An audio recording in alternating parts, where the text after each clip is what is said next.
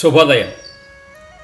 ఈ వీడియోలో పర్యాటకులను విశేషంగా ఆకర్షిస్తూ ఉండే తూర్పు కనుమలలో విజయవాడ నగరానికి ఉత్తర ఈశాన్య దిశగా సుమారు 32 కిలోమీటర్ల దూరంలో పర్వత శ్రేణుల పాదభాగంలో సహజ సిద్ధంగా ఏర్పడి రమణీయమైన ప్రకృతి అందాలతో శోభిల్లే పెద్ద మంచినీటి సరస్సు గురించిన విశేషాలు తెలుసుకుందాం. గన్నవరం మండలంలోని చిక్కవరం మరియు ఆగిరిపల్లి మండలంలోని తోటపల్లి గ్రామాల పరిధిలో విస్తరించి ఉన్న ఈ పెద్ద చెరువు పేరు బ్రహ్మయ్య లింగం చెరువు. కృష్ణా జిల్లాలో సహజ సిద్ధంగా ఏర్పడిన సరస్సులలో కొల్లేటి సరస్సు అతి పెద్దదిగా మొదటి స్థానంలో ఉండగా ఈ బ్రహ్మయ్య లింగం చెరువు రెండవ స్థానంలో ఉంది. ఒకప్పుడు 3000 ఎకరాలలో విస్తరించి ఎంతో చారిత్రక ప్రాధాన్యం కలిగి ఉన్న ఈ బ్రహ్మయ్య లింగం చెరువు గట్లపై మునులు తపస్సు చేసుకుంటూ ఉండేవారని ఇక్కడ ఉన్న చారిత్రక ఆధారాల ద్వారా తెలియవస్తోంది.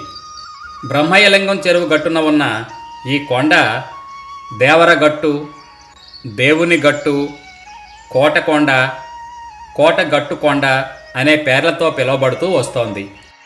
ఒకప్పుడు ఈ ప్రాంతాన్ని పరిపాలించిన చోళరాజులు చెరువు ప్రక్కన ఉన్న ఈ దేవరకొండపై బ్రహ్మలింగేశ్వర స్వామి ఆలయాన్ని నిర్మించినట్లుగా చారిత్రక ఆనవాళ్ల ద్వారా తెలుస్తోంది. ఈ స్వామివారి పేరు మీదే ఇక్కడి చెరువుకు బ్రహ్మయ్య లింగం చెరువు అని పేరు వచ్చిందని చెప్తారు. ఈ కొండపై ఆనాడు చోళులు ఏర్పాటు చేసుకున్న ఆవాసాల ఆనవాళ్లు చరిత్రకు సాక్షిభూతంగా నేటికీ దర్శనమిస్తూనే ఉంటాయి. కొండ మీద ఉన్న ఆలయం కాలక్రమంలో శిథిలావస్థకు చేరుకున్న కారణంగా 1996 సంవత్సరంలో అక్కడి శివలింగాన్ని క్రిందికి తరలించి చెరువు ప్రక్కన కొత్తగా నిర్మించిన ఆలయంలో కంచిపీఠాధిపతులు జయేంద్ర సరస్వతి, విజయేంద్ర సరస్వతి స్వాముల ఆధ్వర్యంలో ప్రతిష్ఠించినట్లుగా తెలియవస్తోంది. ఈ ఆలయానికి సమీపంలో పురాతన గుహలు శిథిలావస్థలో ఉండి గబ్బిలాల సంచారంతో కనిపిస్తూ ఉంటాయి. ఈ గుహలలో నిధులు ఉంటాయని స్థానికులు కథలుగా చెప్పుకుంటుంటారు.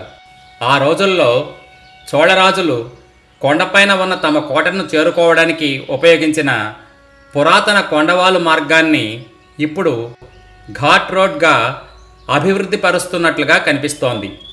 ఎంతో చారిత్రక విశిష్టత కలిగి చోళులచే నిర్మించబడిన పురాతన ఆలయం ఉన్న ఈ దేవరకొండపై భాగం మరియు పరివాహక ప్రాంతాన్ని ఒక ఆధ్యాత్మిక కేంద్రంగాను పర్యాటక కేంద్రంగాను తీర్చిదిద్దడం కోసం చెరువు ప్రక్కన ఆలయంలో ప్రతిష్ఠించిన శివలింగాన్ని మరలా ఈ మధ్యకాలంలో కొండపైకి చేర్చి పునఃప్రతిష్ఠ కావించి నూతన నిర్మాణాలు చేస్తూ దేవాలయాన్ని అభివృద్ధి పరుస్తున్నట్లుగా కనిపిస్తోంది.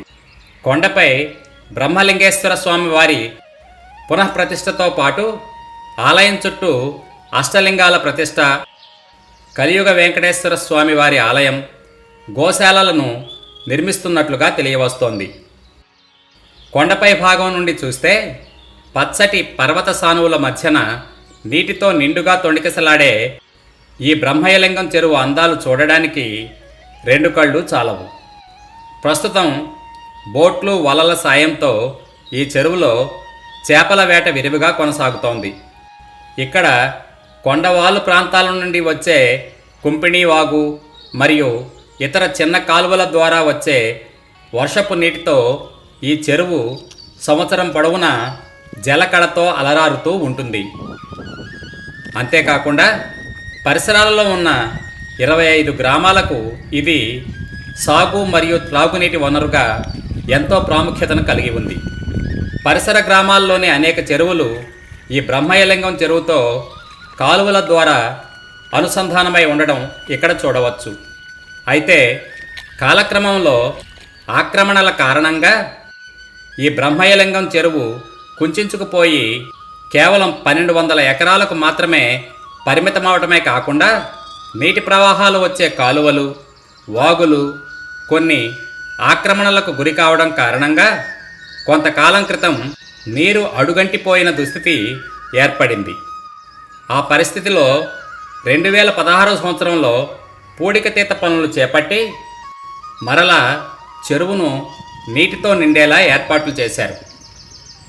ఈ నేపథ్యంలో రాష్ట్రంలోనే ఎంతో విశిష్టమైన చరిత్ర కలిగి చుట్టూ పచ్చగా కనువిందు చేస్తూ ఉన్న కొండలతో అలరారే ఈ బ్రహ్మయ్య లింగం చెరువును అభివృద్ధిపరిచి కాటేజీలు, రెస్టారెంట్లు, బోటింగ్ వంటి అదనపు హంగులు ఏర్పాటు చేసినట్లయితే పర్యాటక శోభను సంతరించుకొని సుదూర ప్రాంతాల నుండి వచ్చే పర్యాటకులను కూడా ఆకట్టుకోగలదని అనుకోవడంలో ఎటువంటి సందేహమూ లేదు.